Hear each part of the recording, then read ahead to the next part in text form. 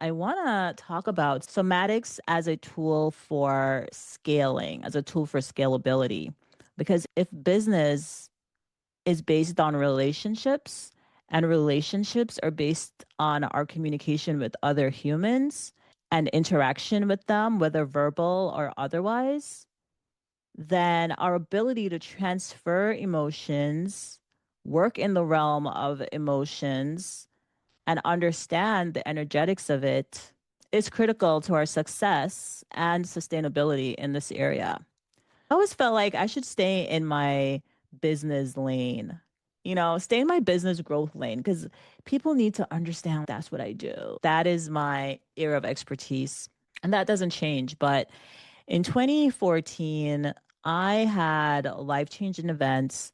I would say 2013, actually, it started with life changing events that caused me to disrupt myself and my career trajectory to start on another path. And this sent me on my own journey of exploring the mind body connection, of delving deeper into my own spiritual process and getting certified in multiple alternative modalities, including coaching and yoga and different energetic modalities that allow us to actually be human. Because, contrary to popular belief, we are spiritual beings having a human experience, and the foundation of spirituality is being in spirit, is being in feeling, and feeling has to do with emotions, and emotions tell us how we are perceiving and experiencing the world. And so if we're not attuned to our emotions, which is called emotional intelligence, emotional awareness, and if we're not managing those emotions in a way that is conducive to harmonious living, I would say that is considered emotional immaturity.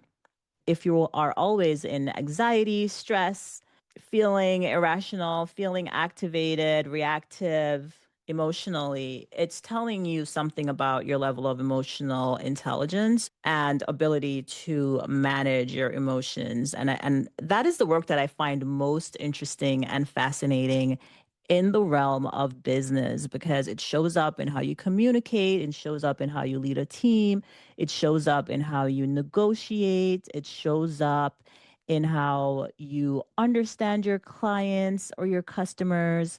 It shows up in how you build your business as a platform for change. It shows up in how quickly your business grows, your marketing, your sales, your development, and your delivery. So, my question for you is, what is your body doing right now? I'm asking your body, what is your body feeling right now? Not what you're thinking, not what you're feeling emotionally. I mean, physically. What is happening in your chest, in your shoulders, your jaw, your stomach right now as you listen to this? Because here's the thing, we are living in a moment, a real historical moment, a heavy moment, whether it's what you're seeing in the news, what you're feeling in your communities, what you're carrying out in your personal life, your nervous system is taking it all in, all of it, and it is storing it.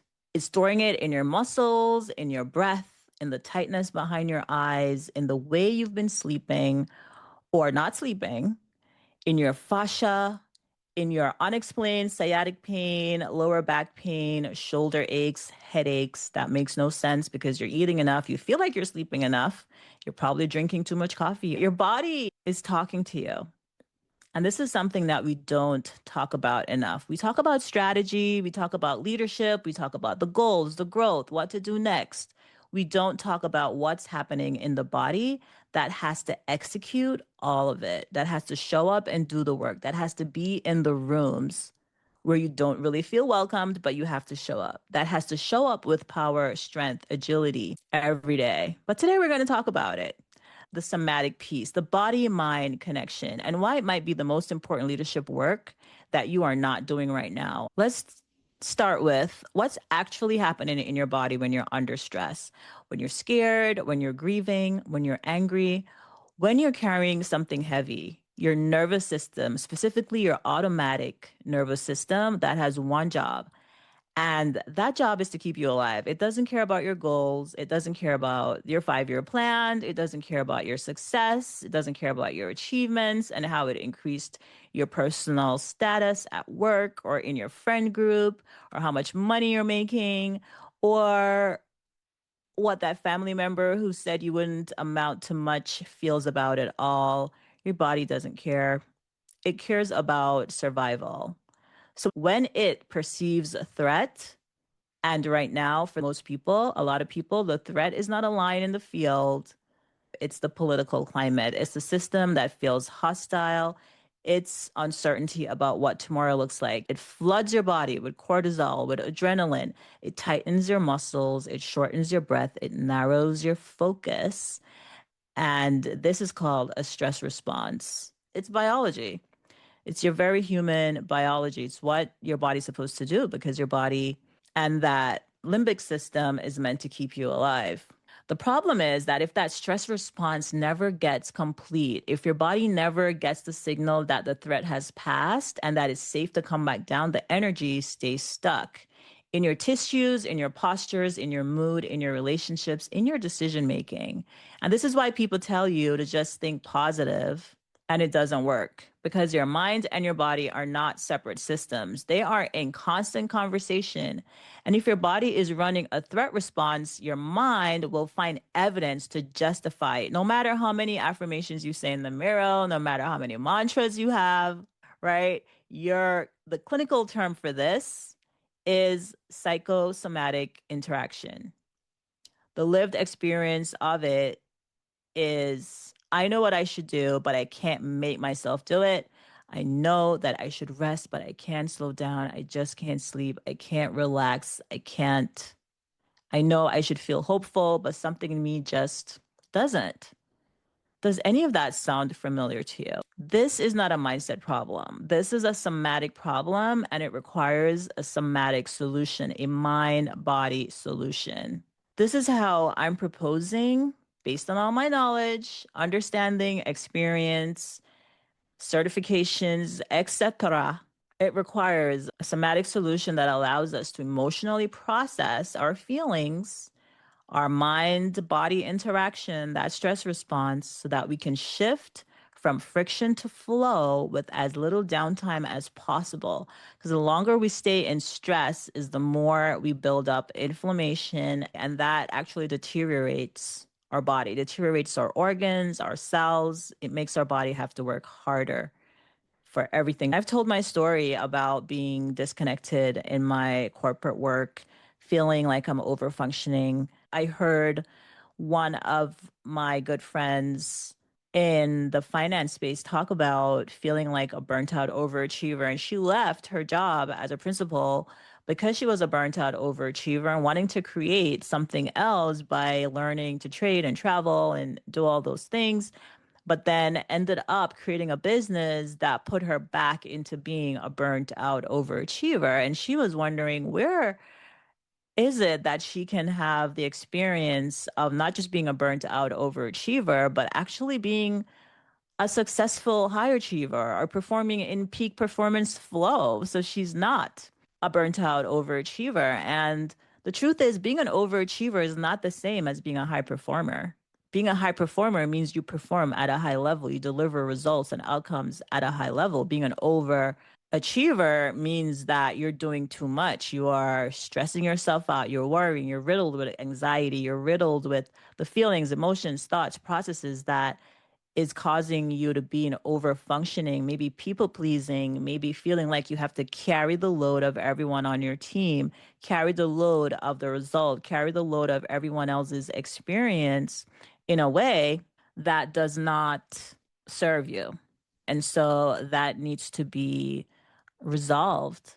That stress cycle, if that is your life, and you only get a reprieve when you go on vacation for a week, when you go on, sabbatical for even 2 months or 3 months, if you go back in the same environment and you don't learn how to process on an ongoing basis, it's going to return and it's going to consistently be an issue for you. So, what do we do about it? And this is where I want to introduce the concept of emotional processing. It's just as it sounds, it's processing the feelings because your mind body connection also produces the neurochemicals. It also produces what you think impacts what you feel, and what you feel impacts what you do. So it's the mind body connection. And if you're not processing through that stress response appropriately, or if you're bypassing it, right, with spiritual programming, with affirmations, etc., that's when you start to feel like you're living inauthentically. That's when you try to feel like you're having a mask, that you have to be robotic. I don't think that's a great way to live.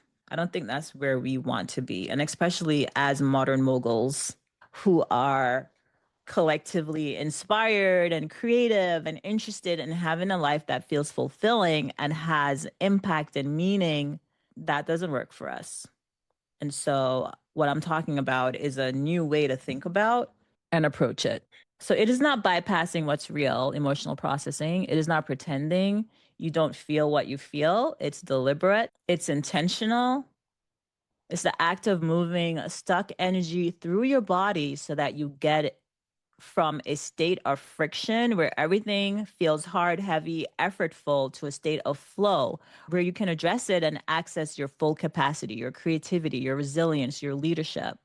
The simplest way to understand it is this: emotion is energy in motion. When you surpass it, avoid it, intellectualize it, or just keep pushing through it, we're essentially damming up a river. The pressure builds, it fills other outlets, it shows up as burnout, as I mentioned, as reactivity, as physical illness, as disconnection, as a mask, as inability to connect with others, because we literally have a casing around us that stops us from being accessible because the energy is not flowing. When we process it, when we actually move it through, we restore flow. Now, this is where the leadership OS framework that I developed come into play, because it is important, because this work doesn't happen in isolation. It connects to everything that I mentioned. The relational aspect of your emotional intelligence is what will allow you to be successful in business in a way that fosters fulfillment and in a way that fosters grace, grit, resilience, and impact that is sustainable over time.